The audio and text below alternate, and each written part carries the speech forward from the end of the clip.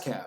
ASCAP collects money so that artists and publishers and composers can get paid. That's what their name stands for, American Society of Composers, Authors, and Publishers. They are not a publisher. They collect on behalf of composers, authors, and publishers. So they collect this money from TV networks, from radio, and from many other sources. You'd have to look into that yourself, but it's from everything from circuses to other kinds of weird venues. ASCAP is on the ball collecting money so that composers and publishers and authors can get paid. So what happens in the TV world is the networks have blanket licenses. So all the NBC, Fox, and all these people pay money to ASCAP. And so what happens is when they use your music in TV, you get what's called a sync placement, and you get what's called a cue sheet that's populated into your ASCAP portal. And so in my case, I have 1,400 plus cue sheets because my music has been utilized through the publishers that I had in LA mainly 1,400 times in different episodes of TV. So here we have WWE Backlash, Mysteries at the Museum, and all these different shows, a lot of chop shows, Trafficked. It goes on UFC for 16 pages worth of material. But as an example, what happens is you would get a cue sheet, and you can look into the cue sheet to see more about the usage of your song in that production. And so the production company is generally the one who's providing the cue sheet in the context of TV to your ASCAP member account. And in radio, it's different because they have digital monitoring of the services. And it gets more complicated because they have different kinds of surveys that monitor what's going on with TV and different formats of TV and things like that. But anyways, so for instance, right off the bat, I can see that my track was used here in Yankee Classics, the first track, and then the work ID, which is the repertoire catalog code within ASCAP. And that's how it's tied to ASCAP, and that's how you get paid. And so I can see right off the bat without having to search that this was the track that was used. I'm the composer.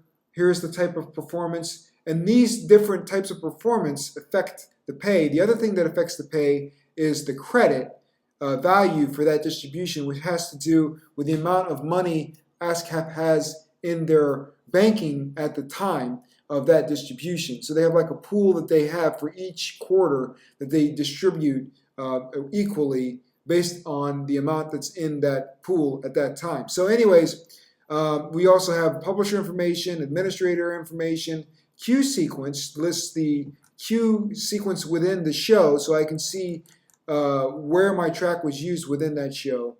And further information like that so I can track it down and maybe use it for part of my portfolio. And another thing I can do in the ASCAP system is click on the actual song and then see how many cue sheets are associated with this track title. And so there's been quite a few. This is one of my more popular works. It's actually Born Elite. It's spelled incorrectly. But anyways, so I could say view cue sheets, and it would show me all of the different shows that have used that particular songs. So anyways, that's the gist of what ASCAP does, mainly on the TV front. But they also collect all those other outlets. But very important, ASCAP collects from all the hospitality industry as well. So if you're performing music at your venue, you would pay what's called a blanket license. And the blanket license is the same thing that the networks pay in the TV world. It's basically a way to access the entire repertoire of the music industry. Now, the other thing is that you also would need to join BMI with a blanket license to be able to access the full repertoire of what's going on with modern music, because some of the works are in ASCAP and some of the works are in BMI.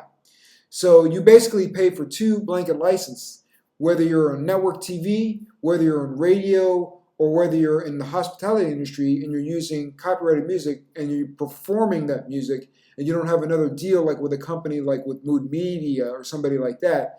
You generally have to pay this blanket license to be able to enable DJs and bands to be able to perform at your establishment. So one last point is there's no paying into ASCAP. ASCAP is an organization that basically represents all of these composers, authors, and publishers, and you just join a publisher or you are your own publisher, and you join ASCAP as well.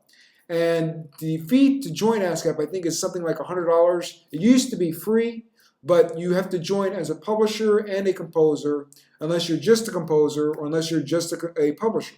So that's how the money kind of is distributed through the ASCAP system, and those are the kinds of things you have to get involved with to be involved with ASCAP. It's for professionals, and it's a way to basically monetize the music. It was the way that they've been doing it for 100 years, and it's not a perfect system, but it helps musicians of all walks keep afloat. The more that they can establish good connections, good networks, quality music, and especially commercial music, for the purposes of retaining a lot of placements or a lot of popularity. They especially like that because then you get bonuses within the ASCAP system. If you're, for instance, a big time or big shot radio person and you have a lot of hits or whatever, you would get bonuses through ASCAP as well. So there's a lot of other under the hood stuff that has to happen before you become like established with ASCAP, but that's beyond the scope of this video. This video is basically just what is ASCAP really about, and it's just an organization that helps collect money from many walks of businesses that use music, and those businesses use a license so that they can perform the music. If they perform the music without a license from ASCAP and BMI, they're violating the law.